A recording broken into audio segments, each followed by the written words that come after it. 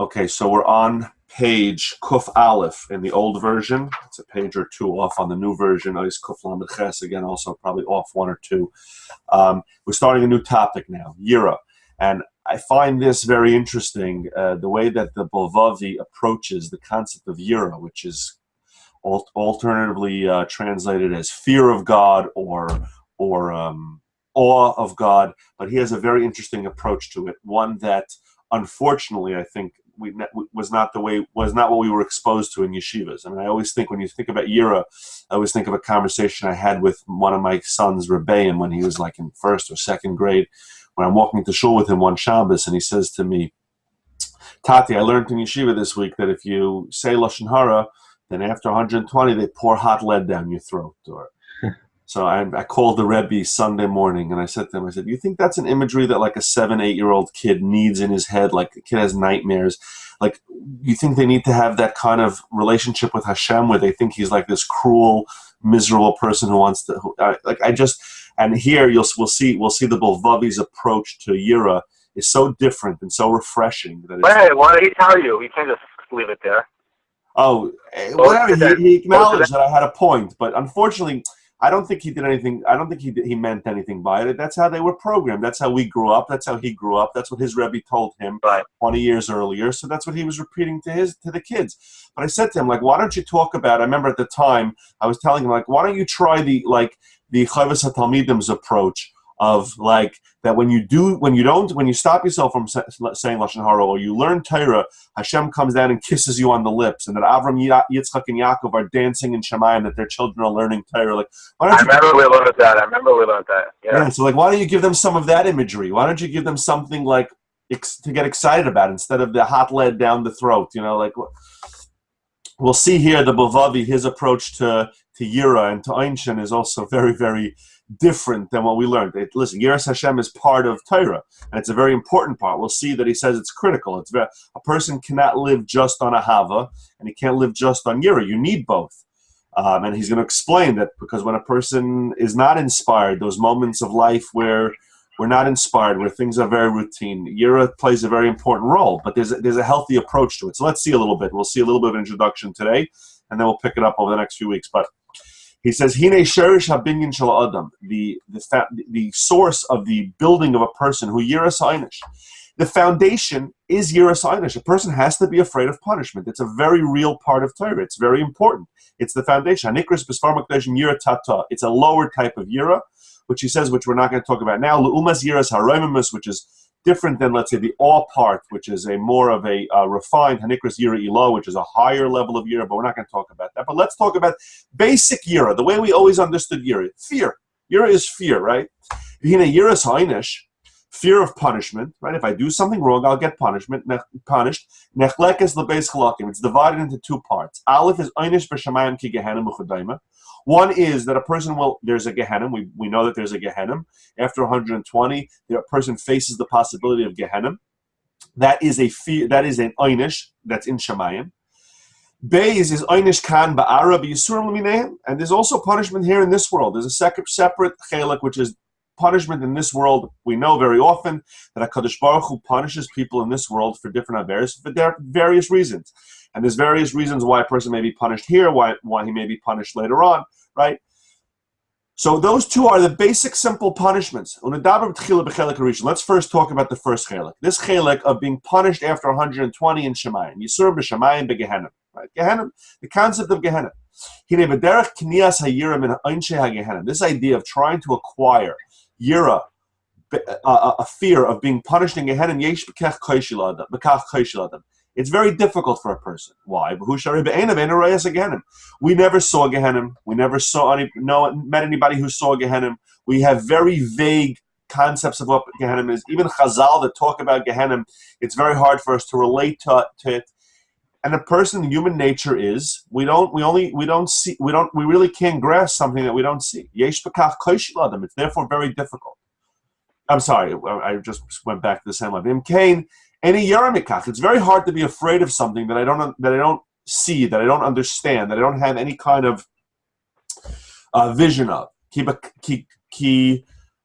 Kach tivoi shalagov. That's the nature of the body. It's very hard to be afraid. I mean, look, we see it in human nature. We see that people are much more afraid of when they get to an edge of a cliff. They're scared of heights than, let's say, they're scared of living in a way that's not healthy, right? Eating unhealthy foods. We know that it's unhealthy. We know that it's not good for us. We do all kinds of things that are unhealthy. And we're not as afraid of them. Why? Because we don't see the immediate results. A person is it's much more simple to be afraid of something where I see the immediate cause and effect, right? If I get to the edge of a cliff and I know that I'm not careful, it's much easier to feel that fear of falling off than something that's either down the road or that I don't actually see the cause and effect. So we see that even in the physical world. So akas kama v'kama, how much more difficult it is to try to imagine something that's after 120. It's in a different world. We don't really understand that concept. If a person was pure, if we were completely clear, clean, and pure, and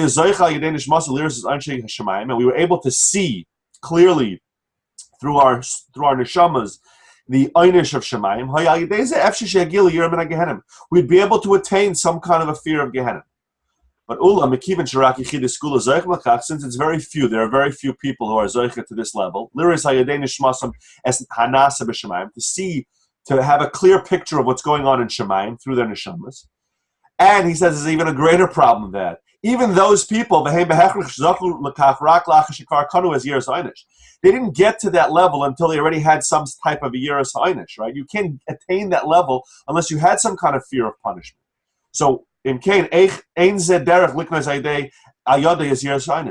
it's very clear that that's not the way to get to yiras ha'inish. To be able to see what's going on in Shemayim, that's not the way of attaining yiras Shemayim. Because first of all, very few people get that. And second of all, even those who do get that, they had to go through some kind of yiras ha'inish to get there. So it can be that that's a prerequisite for getting yiras ha'inish. So that's not the option. Clearly, that's not the option of attaining yiras ha'inish, is being able to see what's going on in Shemayim. So therefore, what's the main way of feeling yiras ha'inish?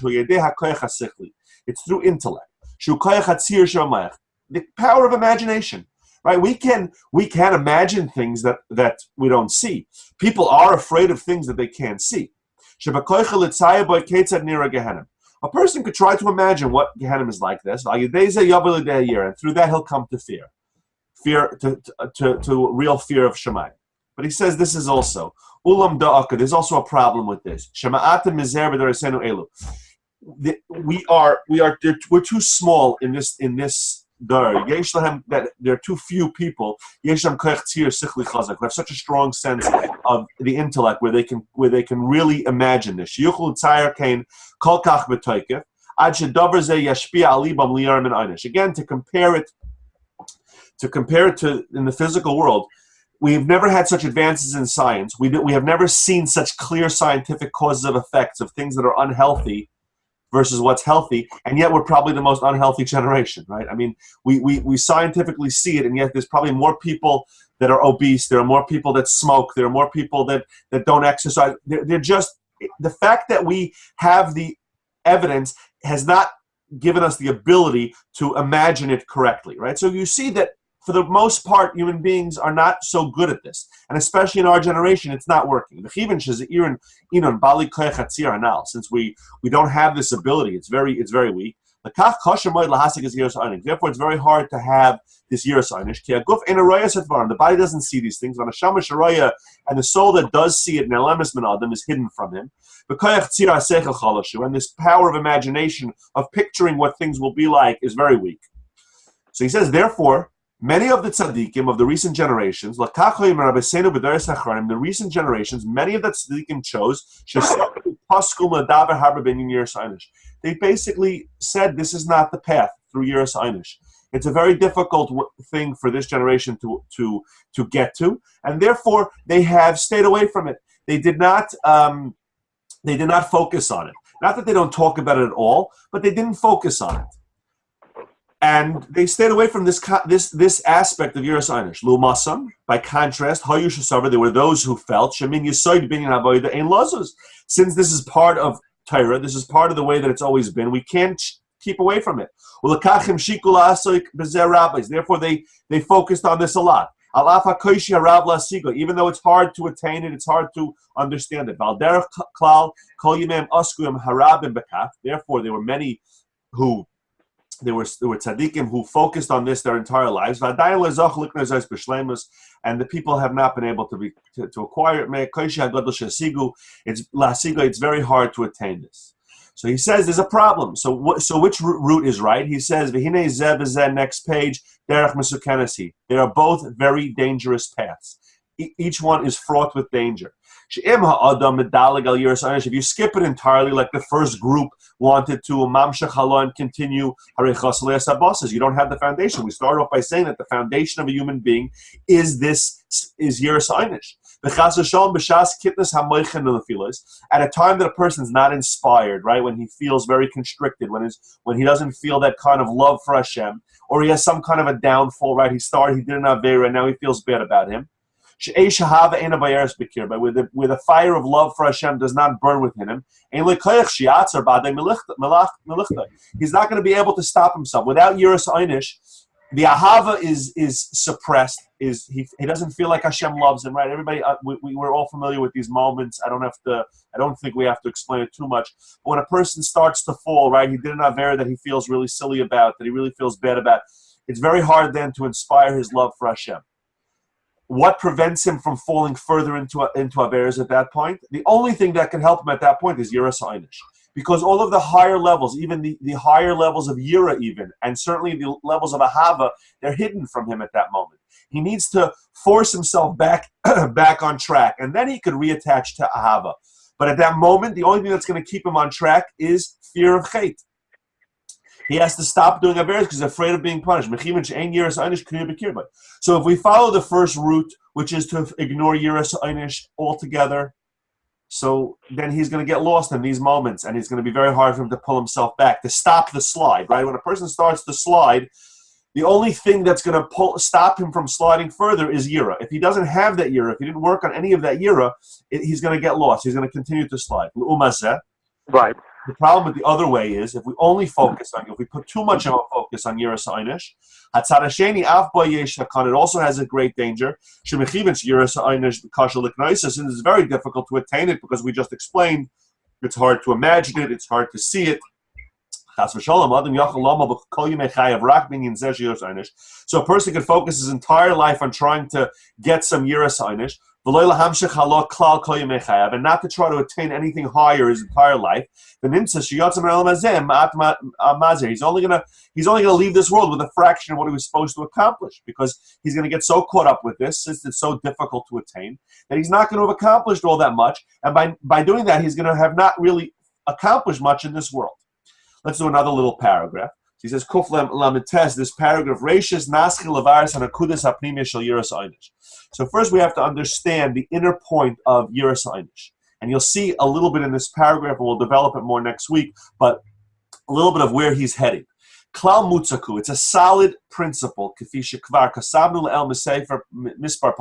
We've already written about it many, many times.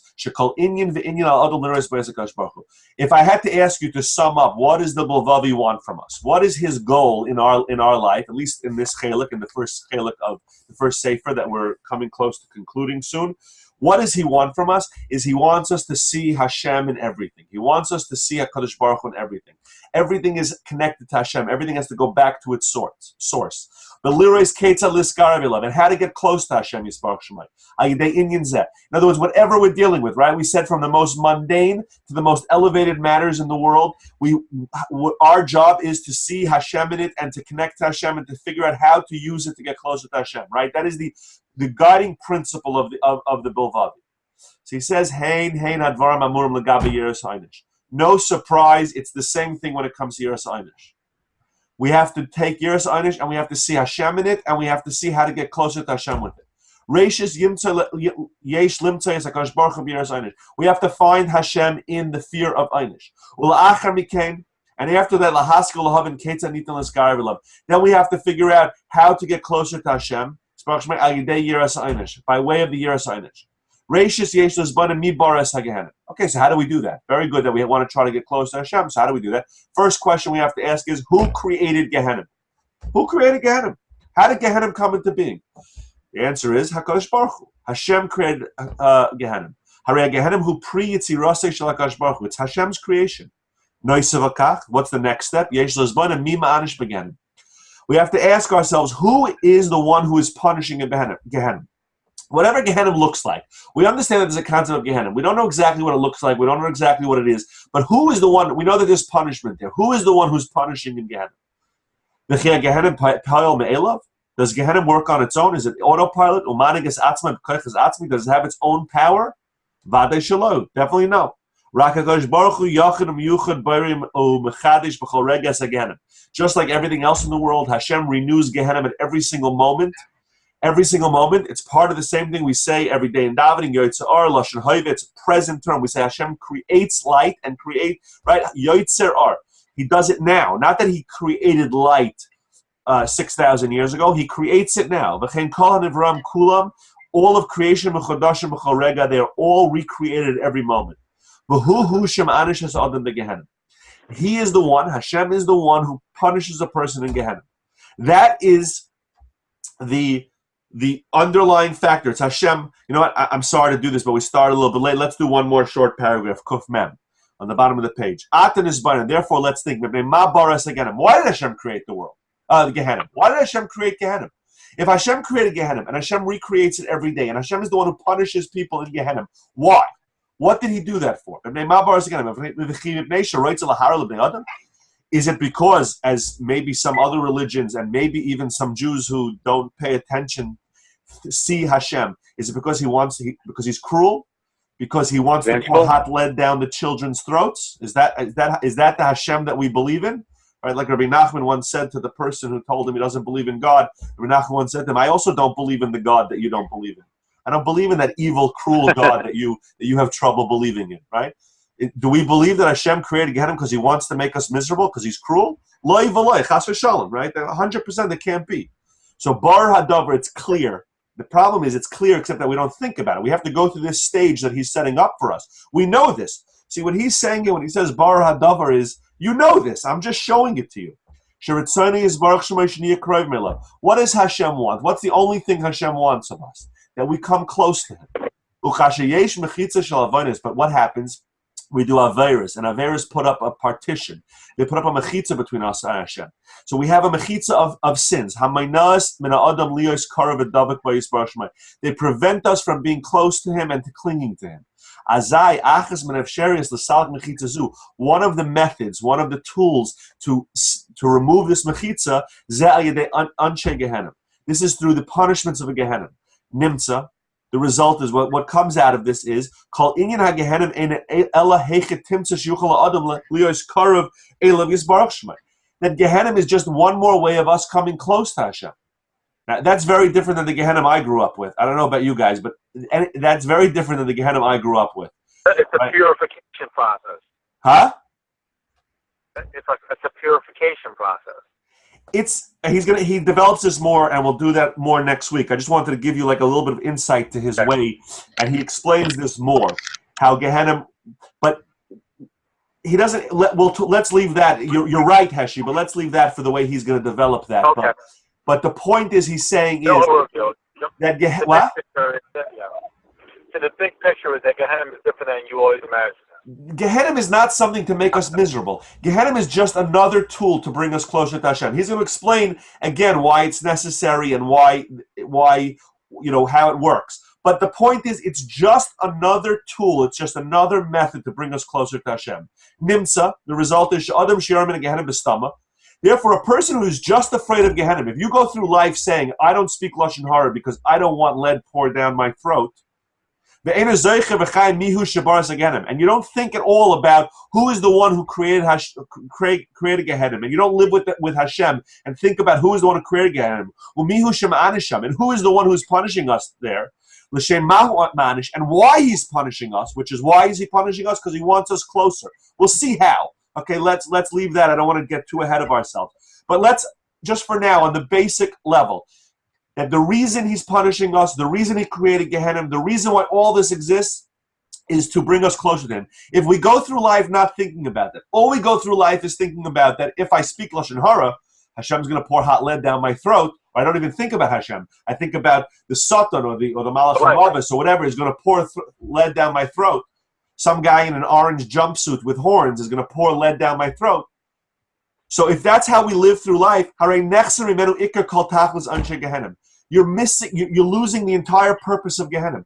The entire purpose, the entire reason why Gehenna was created, you lost. You missed out on. You missed out on the whole benefit of Gehenna, the whole purpose, the whole mission. You're being afraid of externalities. The externalities of Gehenna, and you do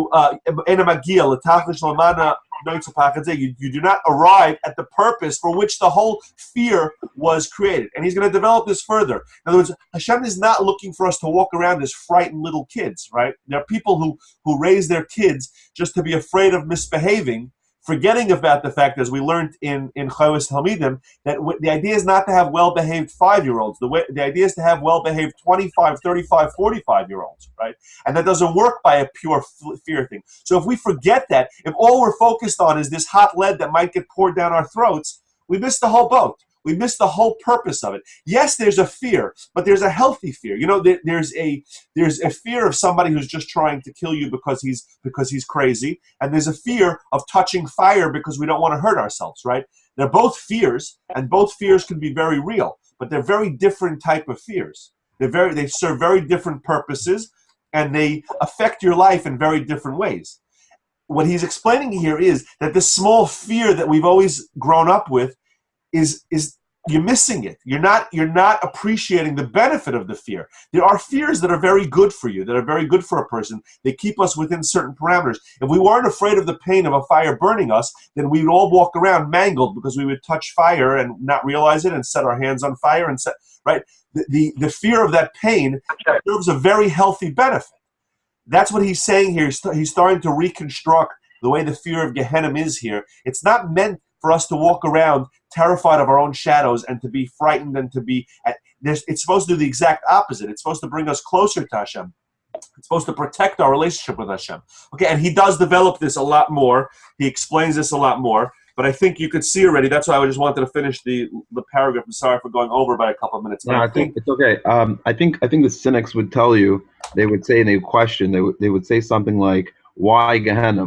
The Rebbeinu Shalom wants to, obviously, we want to call it a cleansing process. You want to say this is the step to bring you closer to Hashem. But why Gehenna? Why didn't Akash Baruch Hu say, give another antidote, so to speak, that's a little bit less scary and say, okay, you did wrong. Instead of Gehenna, do X, Y, and Z instead to bring me closer.